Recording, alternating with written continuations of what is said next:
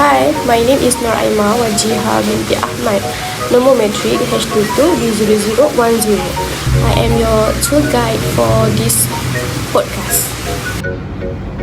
Hi, my name is Nushara binti Man Hassan and my metric number is H22A0072. I'm as digital tourist.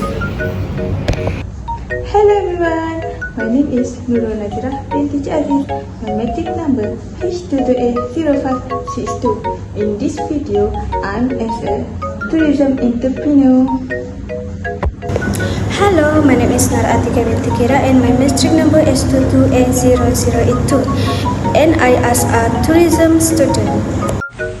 Hai, Assalamualaikum. My name is Umi Balkis binti Muhammad Rizalman. My metric number is H22A0299. I'm as a technology expert. Hi, my name is Nur Alina Bila Putri Zakaria. My metric number is H22A0904. Hi, my name is Nur Syakal Syabin Omar. My metric number is H22A0481. And we are the host. A few moments later.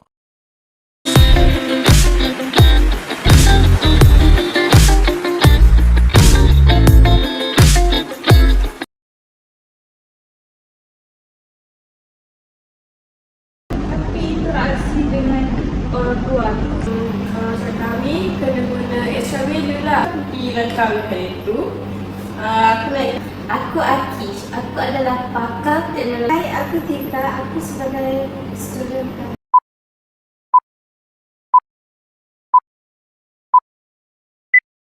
Assalamualaikum dan hai semua. Selamat datang ke Cik Borak Pelancongan, podcast Cik daripada kita orang untuk korang yang minat bidang pelancongan. Aku Ica. Dan aku Maya. Hari ni kita nak borak pasal topik yang tengah hot, which is teknologi dan automasi yang ada dalam industri pelancongan. Ada yang kata memudahkan, tapi ada yang kata dia menggantikan kerja manusia.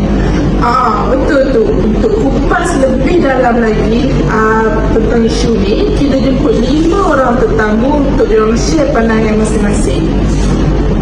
Kita start dengan benda basic lah dulu. Automasi dalam pelancongan ni termasuklah benda-benda yang menggunakan online.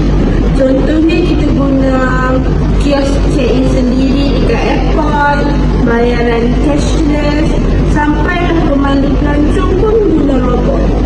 Korang pernah dengar tak pasal hotel yang dekat Jepun tu, hotel robot? Pernah hotel Hena tu, semua staff dia robot, daripada kaunter sampai lah kena angkut beg. Tapi sekarang ada empat dia orang yang terpaksa tutup sebab robot ni tak lagi nak layan soalan-soalan customer. So, automasi ni dia banyak kelebihan, tapi bukanlah perfect untuk kita ni. Kat Malaysia pun ada sebenarnya. Dekat, macam contoh dekat KLIA, guna sistem pengecaman wajah. Dengan dekat Zoom Garden pun, dia menggunakan QR code untuk masuk dalam Zoom. Okay. Jom kita boleh jemput tetamu kita.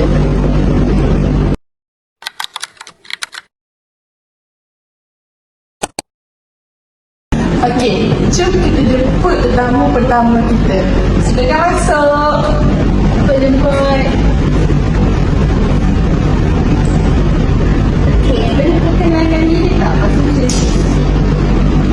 Hai, nama aku Zira. Aku seorang usaha pelancongan kat Malaysia. Sekarang aku buat banyak gila package pelancongan kat Malaysia. Okey, Zira, boleh tak kau ceritakan sikit macam mana automasi ni ubah cara berkau kerja? Kalau korang nak tahu,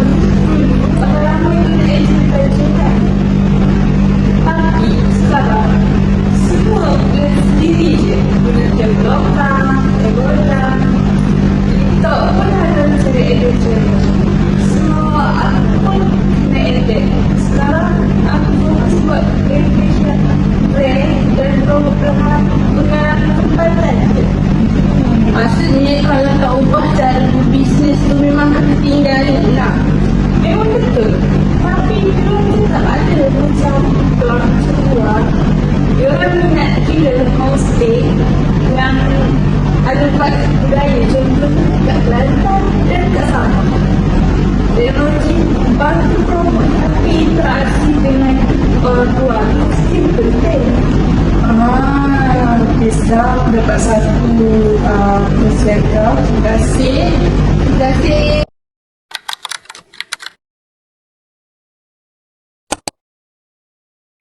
Okay, seterusnya kita akan jemput tetamu kita yang kedua. Sila masuk.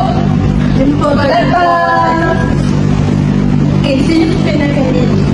Hai, saya Ayamah. Saya sebagai pemandu perancu. Okay, sekarang aku nak tanya lah. Kau sebagai pemandu perancu, orang rasa terancam tak dengan teknologi sekarang ni? Dulunya memang seperti kesan juga. Sekarang nama pelancong yang lebih suka jalan sendiri. Guna Google Maps, tengok video dekat YouTube dan pakai app macam Basic Nation tu. So, apa cara yang kau buat supaya masing dan lebih? Kalau macam kami tenda bagi extra value lah kan. Macam contohnya cerita pasal kisah dia tempat tu bawa pelancong kat spot kita yang orang ramai tak tahu, yang tak ada dekat dalam social media lah kan. Dia budaya dengan lebih mendalam. Kalau macam AI dia tak boleh bagi info yang tepat, tapi tak boleh bagi feel lah macam manusia. Kalau AI sekadar teknologi biasa je lah. Dia kasi maklumat, perlu biasa-biasa je. Thank you Aimah atas perkongsian tersebut.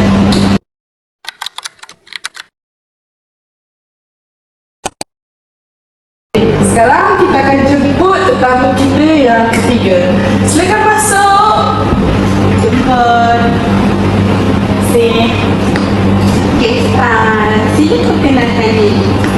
Aku Sheila, aku ni pelancong cilik teknologi yang suka melancong menggunakan teknologi. Oh, faham. Mesti kau ni suka guna apps masa travel kan?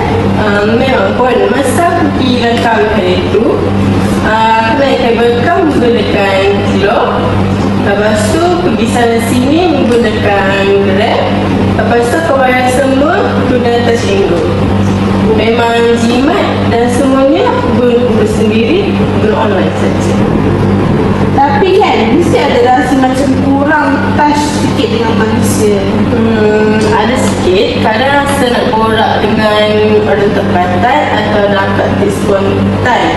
Tapi kalau travel seorang, aku lebih suka menggunakan teknologi yang ada lagi.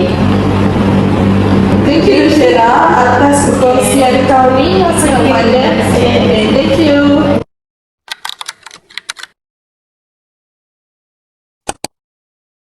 Sekarang kita jemput tetamu kita yang keempat untuk kongsi pengalaman dia. Kita masuk. Hai, jemput. Okay. Boleh perkenalkan diri, kongsi cerita. Okey, boleh. Hai semua, aku Akish. Aku adalah pakar teknologi pelancongan. Kalau kau pakar teknologi pelancongan, aku nak tanya lah, semua ni keren je ke atau sudah memang jadi kenyataan? Memang the reality. AI sekarang pun dah bantu dalam TripAdvisor cadangan itinerary ikut minat pengguna. Dekat Malaysia, genting menggunakan face recognition, tim hotel pula dah ada staff check-in. Power. Tapi macam pula dengan isu privacy data tu? Itulah cabaran dia. Kita perlukan undang-undang data protection yang kuat. Sebab kalau pelancong tak yakin dengan data diorang yang selamat, diorang tak akan menggunakan apps tu. Oh, okey, faham. Terima kasih Aish atas perkongsian kau. Can you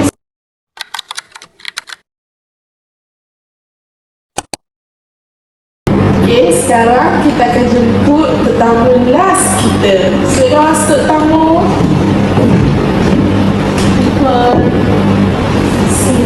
Okey, cuba sila perkenalkan diri. Hai, aku Tika. Aku sebagai student pelancongan. Okey, Tika, sebagai student pelancongan, boleh tak bagi pendapat sikit pasal isu ni? Pada pendapat aku, kita kena ada dah sekarang. Belajar teori je tak cukup. Kita kena tahu teknologi juga. Benda macam sistem GPS, atau tingkat media sosial, digital tools, semua tu penting juga. Oh, maksudnya kita ni kena jadi serba boleh lah. Tapi jangan lupa pelancongan ni pasal orang, nilai budaya, pengalaman. So, teknologi kena bantu, bukan ambil alih semua benda. Terima kasih Tika atas kongsian awak ni. Rasanya. So kesimpulannya sekarang ni, teknologi dalam pelancongan ni bukanlah ancaman, tapi sebenarnya peluang kalau kita tahu guna dengan bijak. Betul. Teknologi ni pula dia banyak pro and cons dia. So kita ni sebagai pengguna kenalah terus belajar.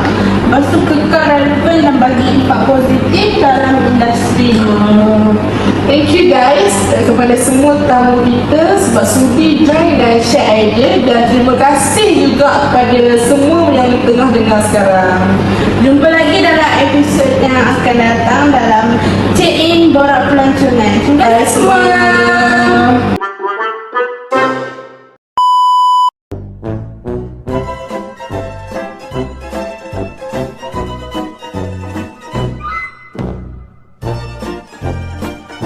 Meanwhile,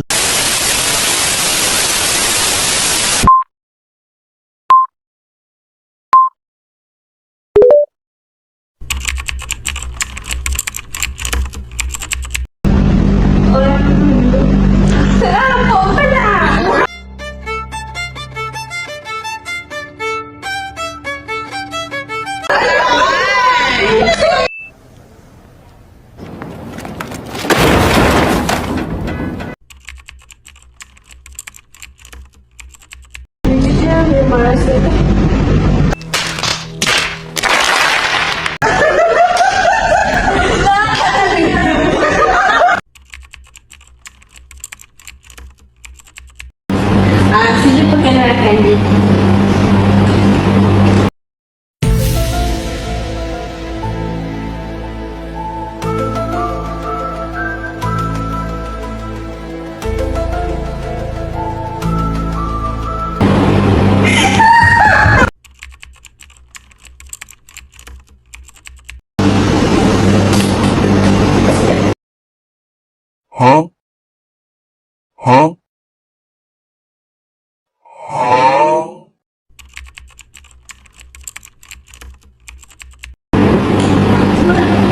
Tapi jangan lupa pelancongan